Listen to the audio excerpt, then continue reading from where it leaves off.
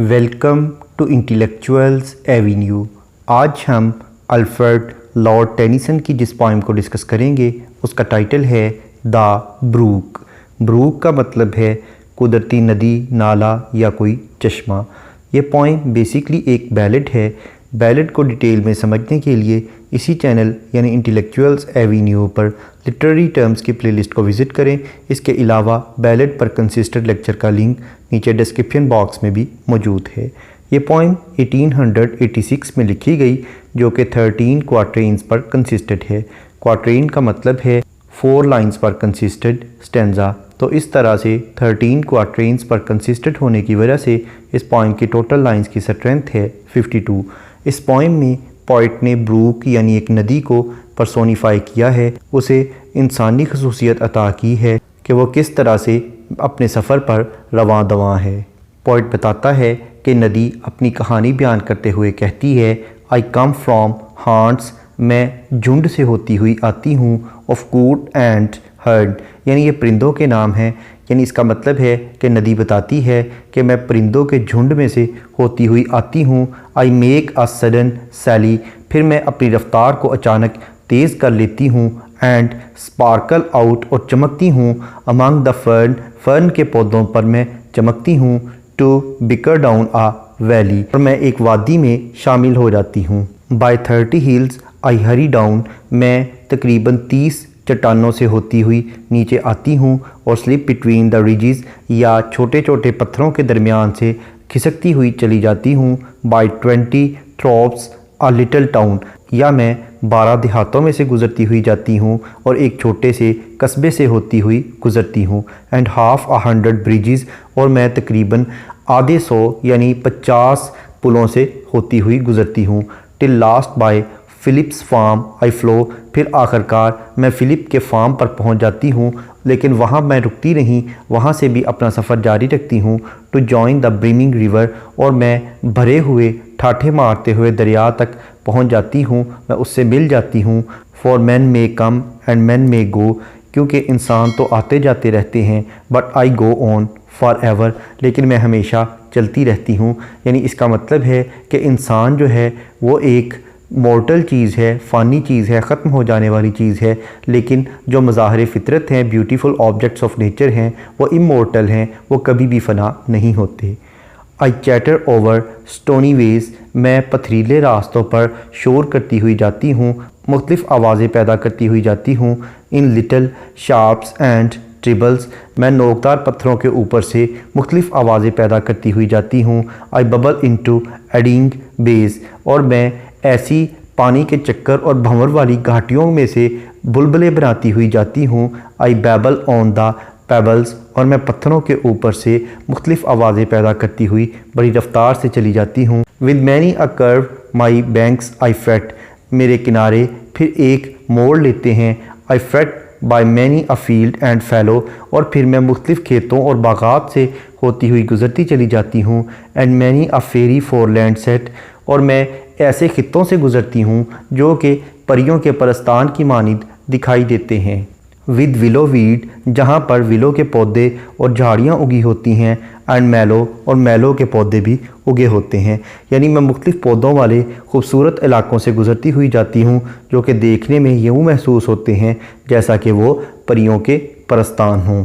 I chatter chatter as I flow to join the brimming river, मैं आवाज़ें पैदा करती हुई, शोर करती हुई, ठाठे मारते हुए दरिया के पास लहरों से भरे हुए दरिया में शामिल होने के लिए जाती हूँ। फॉर मैन में कम एंड मैन में गो, क्योंकि इंसान तो आते और जाते हैं, but I go on for ever, लेकिन मैं हमेशा सफ़र करती रहती हूँ।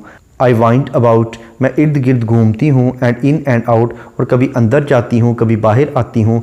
यानी इसका मतलब है कभी तो मैं पहाड़ों और दरख्तों के नीचे से गुज़रती हूँ और कभी अयां हो जाती हूँ, बाहर से गुज़रती हूँ, हर किसी को दिखाई देती हूँ। यानी मैं जिगजैगिंगली चलती हूँ। With here and blossom sailing, और मेरे ऊपर खिले हुए जो पौधे हैं और खूबसूरत किस्म के फूल हैं वो भी मेरे ऊपर तैर रहे होते हैं। And here and there a lusty trout, और मेरे ऊपर एक खूबसूरत चमकदार और मजबूत किस्म की ट्राउट मछली भी तैरती है। And here and there a grayling, और मेरे ऊपर ग्रेलिंग मछली भी तैरती है, यानी मुख्तलिफ़ किस्म की मछलियाँ और मुख्तलिफ़ किस्म के खूबसूरत फूल भी मेरे ऊपर तैर कर मेरे साथ सफ़र करते हैं। And here and there a foamy flake, और मेरे ऊपर झाग की मानद पानी के और बर्फ़ के गाले भी सफ़र करते हैं। Upon me as I travel, जब मैं सफ़र करती हूँ तो मेरे ऊपर बर्फ़ और पानी के खूबसूरत झाग वाले गाले भी सफ़र करते हैं। With many a silvery waterbreak, और फिर मैं चांदी के पानी के साथ चलती हूँ। अबव द गोल्डन ग्रेवल, और मेरे ऊपर सुनहरी रंग के पत्थर भी सफ़र करते हैं, यानी मेरे पानी की रंगत तो सिल्वर यानी चांदी की मानिंद होती है, और उसके ऊपर गोल्डन कलर के जब पत्थर आ जाते हैं तो वो सिल्वर और गोल्डन कलर का एक बड़ा खूबसूरत किस्म का कॉम्बिनेशन बन जाता है। And draw them all along, मैं इन तमाम चीज़ों को अपने साथ बहा कर ले जाती हूँ। And flow to join the brimming river, और मैं बहुत ज़्यादा भरे हुए दरिया में शामिल होने के लिए बहती चली जाती हूँ। मैं साथ इन चीज़ों को भी बहा कर उस दरिया में ले जाती हूँ। For man may come and man may go, क्योंकि इंसान तो आते जाते रहते हैं, but I go on for ever, लेकिन मैं हमेशा सफ़र करती रहती हूँ। I steal by lawns and grassy plots, मैं खूबसूरत सब्ज़े वाले प्लॉट्स और लॉन्स जो हैं यानी जो बागात हैं उनसे छीन लेती हूँ। हर चीज़ को छीन लेती हूँ कि जो पौधे और फूल हैं उन्हें उनसे छीन कर अपने साथ ले जाती हूँ। आई स्लाइड बाय हेज़ल कवर्स, और मैं हेज़ल के पौधों के अंदर ढक जाती हूँ, यानी मैं हेज़ल के पौधों और दरख्तों के नीचे से भी गुज़रती हूँ। I move the sweet forget me nots, मैं फॉरगेट मी नॉट यानी गुले वफ़ा का जो पौधा है उसको भी अपने साथ बहा कर ले जाती हूँ। That grow for happy lovers, जो कि खुशो खुरम आशिकों के लिए उगता है, यानी मैं मोहब्बत को भी अपने साथ बहा कर ले जाती हूँ। मैं इंसानी जज्बात से आ रही हूँ, मैं इन जज्बात को भी, मोहब्बत के इश्किया जज्बात को भी अपने साथ बहा कर ले जाती हूँ। आई स्लिप आई स्लाइड, मैं फिसलती हूँ। आई ग्लूम, मैं उदास हो जाती हूँ। आई ग्लैंस, मैं गौर से नज़ारा करती हूँ। अमंग माई स्कीमिंग स्वैलोज़, अपने उन स्वैलोज़ यानी उन अबाबील परिंदों के दरमियान जो कि मेरे ऊपर आते हैं ताकि यहाँ से कोई कीड़े मकोड़े या पौधे वगैरह अपनी खुराक के लिए चुन सकें। मैं उनके दरमियान फिसलती हुई खिसकती हुई बड़े गौर से देखती हुई चलती जाती हूँ। I make the netted sunbeam dance, मैं उस धूप को बड़े गौर से देखती हूँ जो कि दरख्तों के झुंड में से नीचे ज़मीन पर आती है और ज़मीन पर धूप का एक जाला सा बना देती है, और जब दरख्त हवा की वजह से हिलते हैं तो यूँ महसूस होता है जैसा कि वो साया, वो जाली वाला साया रक्स कर रहा हो, डांस कर रहा हो अगेंस्ट माई सैंडी शैलोज़, मेरे रेतले गहराई वाले हिस्से पर। यानी जब मैं गहरी हो जाती हूँ और मेरे ऊपर रेत आ जाती है, उस रेत के ऊपर जब दरख्तों का साया पड़ता है और मेरी हरकत की वजह से या हवा के दरख्तों को हिलाने की वजह से वो साया जब हिलता है तो वो यूँ महसूस होता है जैसा कि वो रक्स कर रहा हो। आई मरमर अंडर मून एंड स्टार्स, मैं रात के वक़्त चाँद और सितारों के नीचे बुड़बड़ाती हूँ, आवाज़ें पैदा करती हूँ। इन ब्रैमली वाइडनेस, ब्रैमली के जंगली और वहशियानापन के अंदर मैं रात के वक़्त सितारों और चाँद के नीचे बुड़बड़ाती हूँ, यानी मेरा सफ़र रात के वक्त भी नहीं रुकता। आई लिंगर बाय माई शिंगली बार्स, और मैं पत्थर के टुकड़ों के साथ लड़खड़ाती हूँ। आई लॉटर राउंड माई क्रेसिस, मैं क्रेसिस के जो पौधे हैं उनके इर्द गिर्द बड़ी सुस्त रवि से सफ़र करती हूँ। And out again I curve and flow, फिर उसके बाद मैं बहती हुई दोबारा फिर से एक मोड़ लेती हूँ to join the brimming river, ताकि मैं आसानी से उस बहते हुए भरे हुए दरिया में शामिल हो सकूं। For man may come and man may go, क्योंकि इंसान तो आते जाते रहते हैं, but I go on for ever, लेकिन मैं हमेशा चलती रहती हूँ, मैं हमेशा महवे सफ़र रहती हूँ। इस पोइम का इंट्रोडक्शन, ग्लॉसरी, ट्रांसलेशन और एक्सप्लेनेशन को देखने के बाद अब हम आते हैं इस पोइम में यूज़ होने वाली लिटरेरी टर्म्स या फिगर ऑफ स्पीच की जानिब। सबसे पहले हम देखते हैं राइम स्कीम। इस पोइम के तमाम स्टेंजाज में सेम राइम स्कीम यूज़ की गई है, यानी ए बी, यानी इसकी rhyme scheme alternate rhyme scheme है। जैसा कि अगर हम फर्स्ट स्टेंजा को देखें, इसकी फर्स्ट लाइन का लास्ट वर्ड है हर्न, थर्ड लाइन का लास्ट वर्ड है फर्न, हर्न फर्न। उसके बाद सेकेंड लाइन का लास्ट वर्ड है सैली और फोर्थ लाइन का लास्ट वर्ड है वैली, सैली वैली।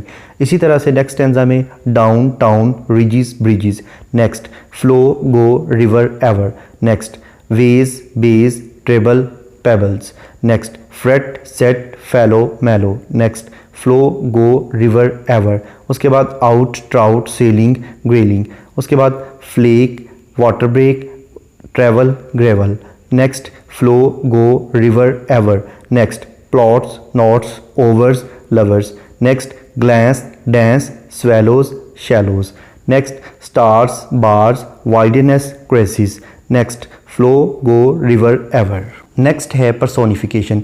पर्सोनिफिकेशन का मतलब है to give human traits to the non living things, यानी बेजान चीज़ों को जानदारों की खसूसियात अता कर देना। जैसा कि इस पोएम में पोइट ने ब्रूक यानी नदी को पर्सोनीफाई किया है। उसके बाद लाइन नंबर 43 में वो कहता है I make the netted sunbeam dance, यानी उसने ब्रूक के अलावा धूप की वजह से साए का जाल बन जाता है उसको भी पर्सोनीफाई किया है और उसने कहा है कि वो रक्स कर रहा होता है। नेक्स्ट है एनाफोरा। एनाफोरा का मतलब है beginning of 2 or more than 2 lines with the same word, यानी 2 या 2 से ज़्यादा लाइनों का एक ही लफ्ज़ से शुरू होना। जैसा कि लाइन नंबर 1 और 2 आई से स्टार्ट हो रही हैं, लाइन नंबर 15 और 16 भी आई से स्टार्ट हो रही हैं। उसके बाद लाइन नंबर 27 और 8 एंड हियर एंड से स्टार्ट हो रही हैं। नेक्स्ट है एंजम्मेंट। एंजम्मेंट का मतलब है कि अगर किसी लाइन को पढ़ने के बाद उसकी प्रॉपर अंडरस्टैंडिंग डेवलप हो जाए तो ऐसी लाइन को एंड स्टॉप लाइन कहते हैं। इसके बरक्स अगर किसी लाइन को पढ़ने के बाद उसकी प्रॉपर अंडरस्टैंडिंग डेवलप ना हो बल्कि इसके लिए नेक्स्ट लाइन की सपोर्ट की ज़रूरत हो तो ऐसी लाइन को रन ऑन लाइन कहते हैं और इस टेक्निक को एंजम्मेंट कहते हैं।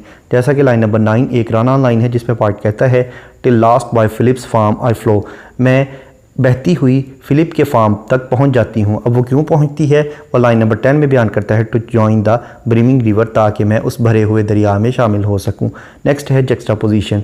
जक्स्टापोजिशन का मतलब है एक दूसरे के ऑपोजिट स्टेटमेंट देना। जैसा कि लाइन नंबर 11 और 12 को अगर हम देखें तो इसमें वो कहता है कि for man may come and man may go but I go on for ever, यानी एक तरफ तो वो इंसानों के आने और जाने का जिक्र करता है जबकि दूसरी तरफ वो नदी की बात करता है कि उसका बहाव इनके उलट है, वो हमेशा चलती ही रहती है।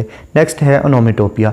ओनोमेटोपिया का मतलब है ऐसे वर्ड्स का इस्तेमाल करना जो कि हमारी सेंस ऑफ हेयरिंग यानी हमारी सुनने की हिस्स को अपील करते हों। जैसा कि लाइन नंबर 14 को अगर हम देखें तो इसमें ट्रिपल्स का वर्ड यूज़ किया गया है।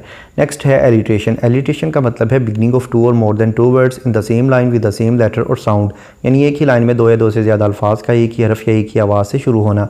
जैसा कि लाइन नंबर 1 में हार्ट्स, हर्न, ये दोनों वर्ड्स एच लेटर से स्टार्ट हो रहे हैं। उसके बाद लाइन नंबर 2 में सडन, सैली, लाइन नंबर 5 में हिल्स, हरी, लाइन नंबर 7 में 20, टाउन, लाइन नंबर 8 में हाफ, 100, लाइन नंबर 9 में Philip, farm, flow, line number 11 में मैन, मे, लाइन नंबर 15 में बबल, बेज, लाइन नंबर 17 में मैनी, माइल, लाइन नंबर 18 में फील्ड, फैलो, line number 19 में फेरी, फॉरलैंड, line number 20 में with, willow, weed, line number 29 में foamy, flake, line number 32 में golden, gravel, line number 41 में slip, slide, line number 41 में gloom, glans, line number 42 में skimming, swallows.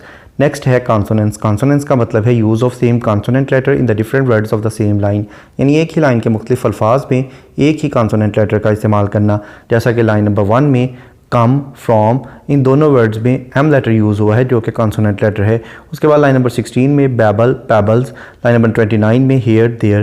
Next है assonance. Assonance का मतलब है use of same vowel letter in the different words of the same line, यानी एक ही लाइन के मुख्तलिफ अल्फाज में एक ही वावल लेटर का इस्तेमाल करना। जैसा कि लाइन नंबर 6 में स्लिप, ब्रिजेस, इन दोनों वर्ड्स में आई लेटर यूज़ हुआ है जो कि वावल है। उसके बाद लाइन नंबर 9 में लास्ट, फार्म, लाइन नंबर 10 में ब्रिमिंग, रिवर, लाइन नंबर 29 में हेयर, देयर।